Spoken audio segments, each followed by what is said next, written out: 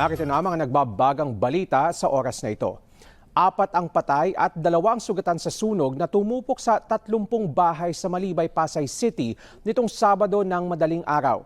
Ayon sa Bureau of Fire Protection, nagsimula ang sunog sa residential area sa Barangay 177 pasado alas 4 ng madaling araw. Nahirapan umano silang rumisponde dahil sa makitid na eskinita at pagkasira ng kanilang blinker. Umabot ng ikatlong alarma ang sunog kung saan nasa 14 na fire trucks ang rumisponde. Tumagal ito ng 3 oras bago idineklarang fire out.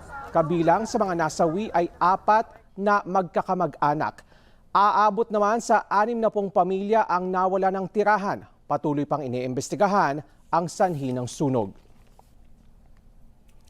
Nagdeklara na ng dengue outbreak ang Quezon City Government dahil sa patuloy na pagdami ng mga kaso sa lungsod. Pinakilos na ng pamahalaang panglungsod ang lahat ng kanilang assets at resources para matiyak na ang mga programa at serbisyo ay maa-access ng mga taga-QC upang mapigilan ang pagdami pa ng dengue cases. Mula January 1 hanggang February 14, 2025 ay nakapagtala na ng 1,769 dengue cases ang City Epidemiology and Surveillance Division ng QC Health Department. 200% itong mas mataas kumpara sa kaparehong panahon noong isang taon. Karamihan umano sa mga na-dengue ay edad 5 hanggang 17 taong gulang. Nagsasagawa na ng fogging at spraying sa mga barangay para mapuksa ang pinamumugaran ng mga lamok na nagdadala ng dengue. At yan ang mga nagbabagang balita sa oras na ito.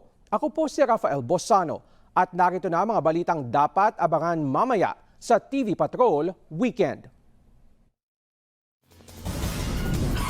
4 na magkakamag-anak patay sa sunog sa Malibay, Pasay. Inarestong Chinese mula sa Pogo Dormitory sa Pasay City. Nakuhanan ng torture videos ng iba pang mga dayuhang Pogo workers.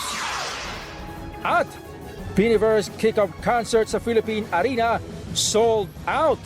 Ang detalye mamaya sa TV Patrol Weekend.